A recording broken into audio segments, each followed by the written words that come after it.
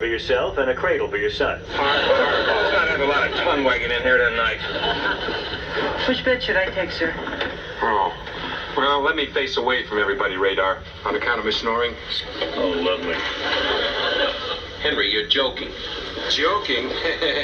I could be on the Olympic snoring team. I snored the siding half off of my house. I even got a fan letter once from the seismograph people at Fordham. How are we supposed to sleep with that?